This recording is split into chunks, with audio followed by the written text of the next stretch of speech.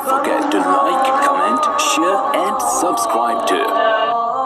السلام عليكم ورحمة الله وبركاته نحمده ونصلي على رسوله الكريم اما بعد محترم بزرگوں اور دوستوں اور میرے عزیز ساتھیوں، شب برات جس کو ہم لیلۃ البرات بھی کہتے ہیں کیونکہ جہنم کی آگ سے نجات کی رات ہے، اس لیے بعضوں نے اسے لیلۃ البرات بھی کہا ہے۔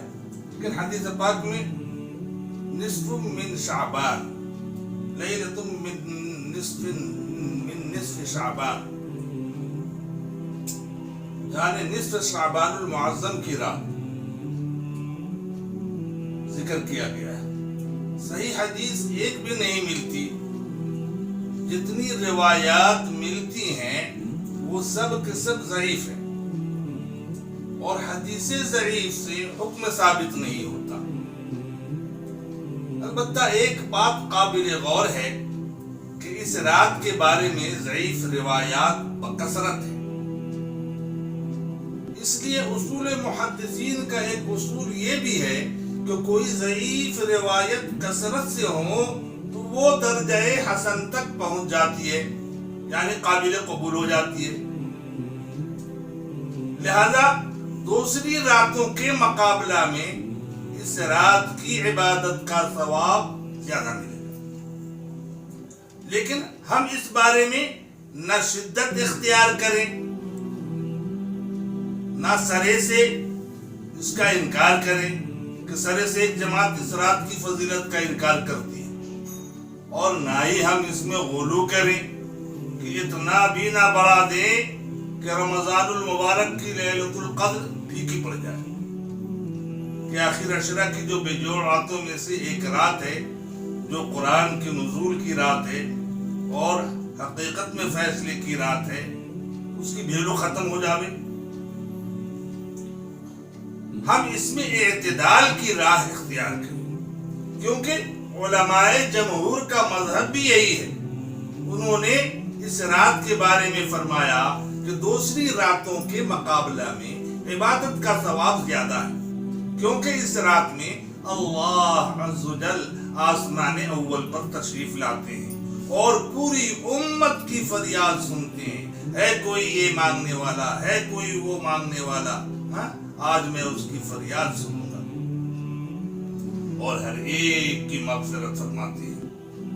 روایت میں ہے کہ قبیلہ بنی کلب کی بکریوں اور بھیڑوں کے برابر، ان کی بالوں کے، یعنی بکریوں اور بھیڑوں کے بالوں کے برابر لوگوں کو جہنم سے نجات دیتے ہیں۔ عرب میں ایک قبیلہ تھا جن کا ذریعہ معاش یہی تھا کہ پہاڑوں پر اگر ان کی بکریاں اور ان کی بھیڑیں اگر آ جائیں تو پہاڑ بالکل ڈھک جاتا تھا۔ بھلا ایک بکری یا ایک بھیڑ کے بال کو تو ہم گن نہیں سکتے، یہ گائے کے بے شمار لاکھوں لاکھ کی تعداد۔ تو کہا کہ اتنوں کو اللہ تعالیٰ ان کے بالوں کے برابر لوگوں کو جہنم سے نجات دیتے ہیں۔ پھر بھی چند قسم کے لوگ اس رات کی رحمت و برکت اور مغفرت سے محروم رہ جاتے ہیں۔ وہ کون ہے؟ مشرک، شرک کرنے والا، والدین کی نافرمانی کرنے والا، والدین کے دل کو زخمی کر ڈالا، پھاڑ ڈالا، ہمیشہ کا شرابی، زانی، آپس میں کینہ رکھنے والا، اور تکبراً پائجامہ اور شلوار کو ٹخنوں کے نیچے لٹکانے والا۔ بعض لوگ اتنا غلو کرتے ہیں اس رات میں کہ اپنی اپنی خاص نمازوں کا طریقہ بتاتے ہیں، پہلی رکعت میں یہ پڑھنا اور دوسری رکعت میں یہ پڑھنا، پتہ نہیں یہ بیچارے کہاں سے لائے ہیں۔ اور صلاۃ التسبیح کی جماعت ہو رہی ہے، تہجد کی جماعت ہو رہی ہے، اور مسجد میں جو ہے جتھا بنا کر تلاوت کر رہے ہیں۔ بھائی جتھا بنانا، چراغا کرنا اور قبروں پر میلہ ٹھیلا کرنا یہ سب منع ہے، اور جتھے بنا کر قبرستان جانا یہ سب شور شرابہ بے ڈھنگے پن کی بات ہے۔ اللہ کے نبی صلی اللہ علیہ وسلم پوری زندگی میں ایک بار قبرستان تشریف لے گئے، تم بھی ایک بار سنت سمجھ کر کے چلے جاؤ. تم بھی اگر ایک بار سنت سمجھ کر گئے تو کوئی حرج نہیں، مگر شور سراپا کرنا یہ جو ہے بجائے ثواب کے عذاب ہے. جبکہ اس دفعہ یعنی سن 22 میں شب برات اور ہولی ساتھ ساتھ ہے. ہمیں چاہیے کہ برادران وطن کے تہوار کا بھی لحاظ کریں، اور احتیاط تو اسی میں ہے کہ ہم قبرستان نہ جائیں بلکہ اپنے گھر ہی سے فاتحہ خوانی کریں، اور راتوں کو نوافل، تلاوت کلام پاک، تسبیحات، ذکر و اذکار، دعا و استغفار سے رات کو منور کریں.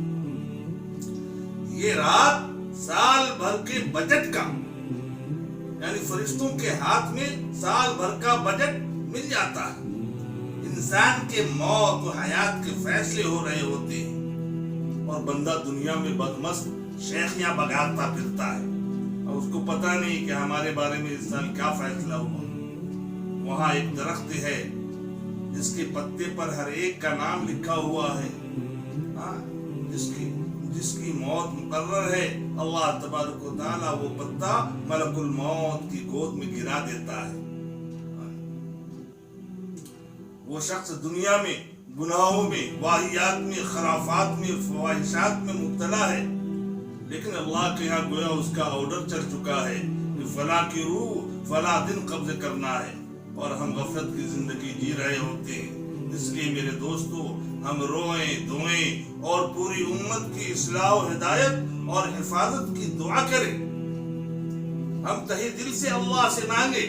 یہ وقت کا تقاضا ہے، حالات کا تقاضا ہے. آج مسلمان کیوں ذلتی، رسوائی اور فضیحتی بدنامی کی زندگی میں جو ہے وہ وقت بسر کر رہا ہے؟ ہم اپنے اعمال سے پیچھے ہیں. اگر ہم اللہ کی طرف رجوع کریں اور اللہ کے احکامات کو اپنے کلیجے سے لگائیں تو قسم خدا کی ہم کیا تھے، ہم کہاں تھے. ہمارے لیے اللہ تبارک و تعالیٰ نے کیسی کیسی اپنی نصرتیں اور مددوں کو ظاہر کیا. آج بھی میرا اللہ وہی ہے، لیکن ہم ایمان و یقین کے ساتھ اور اپنے اعمال کے ساتھ اللہ کے سامنے جھکے تو صحیح. خدارا وقت کو ضائع نہ کریں بلکہ تنہائی میں اپنے مولا کے سامنے روئیں اور دھوئیں اور پوری امت کی حفاظت اور ہدایت اور اصلاح کی دعا مانگیں.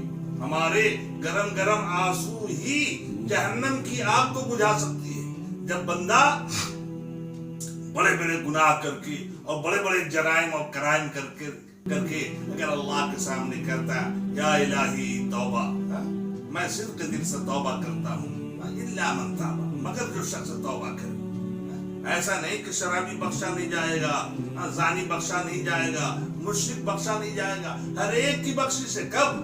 الا من تاب، مگر جو شخص توبہ کرے. تو اگر ہم صدق دل سے توبہ کریں اور اللہ کے سامنے اپنی ندامت کے آنسو کو بہائیں تو میرے دوستو، ہمارے شیخ حضرت مولانا مفتی محمود حسن گنگوہی رحمۃ اللہ علیہ فرماتے ہیں، کیا سمجھے کوئی اشک ندامت کی حقیقت، کونین خریدے ہیں اسی ایک گوہر سے. ارے یہ تو اتنا قیمتی گوہر ہے کہ اللہ تعالیٰ دونوں جہاں کی بھلائیوں کا فیصلہ کر دیتے ہیں. ربنا آتنا فی الدنیا حسنہ وفی الآخرۃ حسنہ وقنا عذاب النار. اللہ تعالیٰ